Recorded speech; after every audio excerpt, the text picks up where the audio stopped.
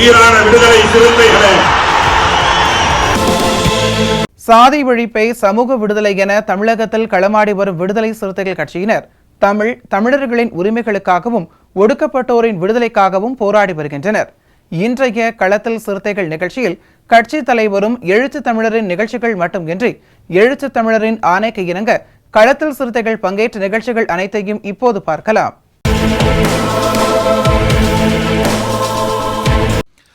கடலூரில் விடுதலை சிறுத்தைகள் கட்சியின் சட்டமன்ற குழு தலைவரும் காட்டுமன்னார் கோவில் சட்டமன்ற உறுப்பினருமான சிந்தனை செல்வன் தலைமையில் வாக்காளர் சிறப்பு திருத்தம் குறித்த ஆலோசனைக் கூட்டம் நடைபெற்றது. இந்த கூட்டத்தில் சிறப்பு அழைப்பாளராக கட்சியின் பொதுச் செயலாளரும் விழுப்புரம் நாடாளுமன்ற உறுப்பினருமான துரை ரவிக்குமார் பங்கேற்று ஆலோசனை வழங்கினார். இந்த கூட்டத்தில் கடலூர் மாநகராட்சி துணை மேயர் ப. தாமரை செல்வன், மாநில அமைப்பு செயலாளர் திருமார்பன், மாவட்ட செயலாளர்கள் செந்தில், அறிவுடை நம்பி, வீர திராவிடமணி, அரங்க தமிழ்வழி, மணவாளன், நீதிவள்ளல், மண்டல செயலாளர் ராஜ்குமார், மண்டல துணை செயலாளர் முருகையன், மாவட்ட பொருளாளர் துரை மருதமுத்து, தேர்தல் பணிக்குழு மாநில துணை செயலாளர் ஜவஹர் ஆகியோர் பங்கேற்றனர்.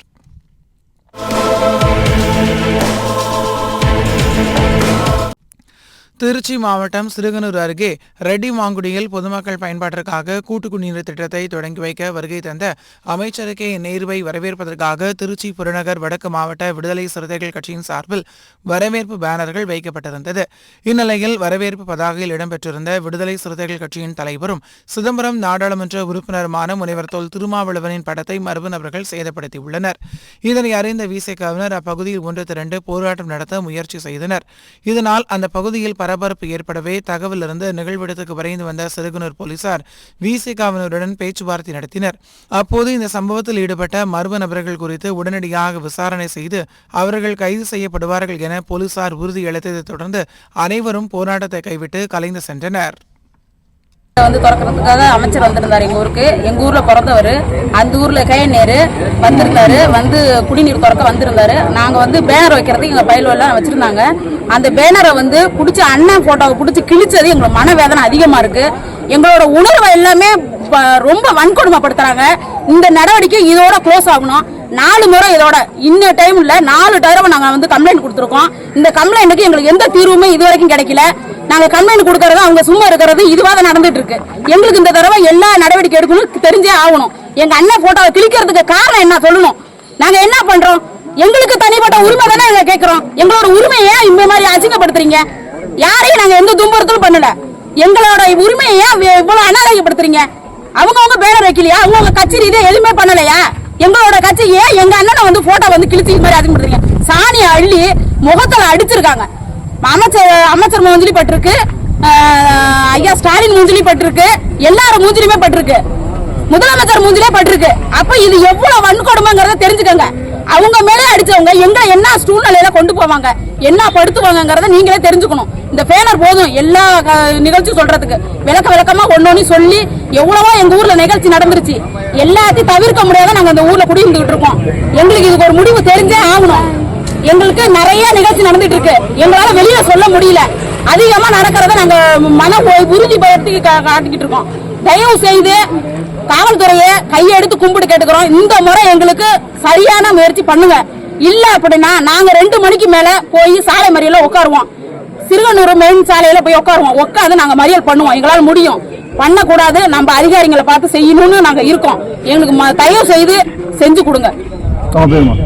என் பேர் கௌரி, ரெட்டிமாங்குடி கிராமம். என் பேர் கௌரிங்க.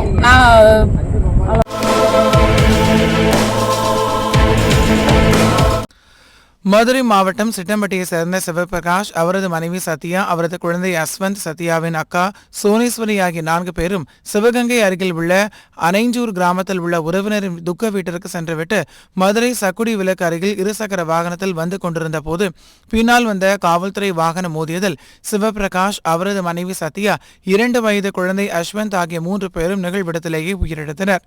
மேலும் படுகாயத்துடன் சோனேஸ்வரி மதுரை ராஜாஜி மருத்துவமனையில் அனுமதிக்கப்பட்டுள்ளார். இதனைத் தொடர்ந்து 3 பேரின் மரணத்திற்கு நீதி வேண்டியும் அவர்களது குடும்பத்தில் ஒருவருக்கு அரசு வேலை வழங்க கோரியும் உடலை வாங்க மறுத்து விசிகவினர் 2வது நாளாக போராட்டத்தில் ஈடுபட்டனர். இந்நிலையில் 3வது நாளாக மேலூர் 4 வழிச்சாலையில் விசிகவின் கிழக்கு மாவட்ட செயலாளர் அரசு முத்துப்பாண்டியன் தலைமையில் மாநகர தெற்கு மாவட்ட செயலாளர் ரவிக்குமார் மற்றும் செல்லப்பாண்டி உள்ள 200க்கும் மேற்பட்டோர் சாலை மறியலில் ஈடுபட முயன்றனர். இதனையடுத்து தகவல் அறிந்து வந்த மேலூர் கோட்ட ஆர்டிஓ சங்கீதா அரசு வேலை வழங்குவதாக கூறிய பின்னர் உயிரிழந்த 3 பேரின் உடல் வாங்கப்பட்டது.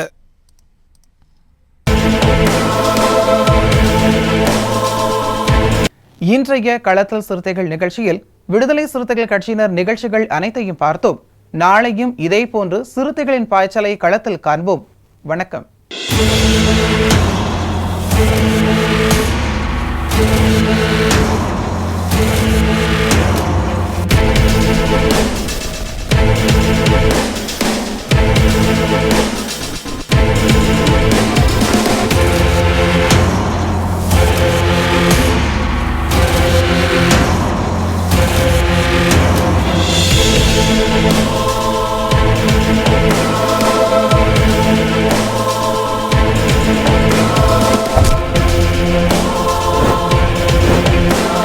உயிரின் உயிரான விடுதலை சிறுத்தைகளே,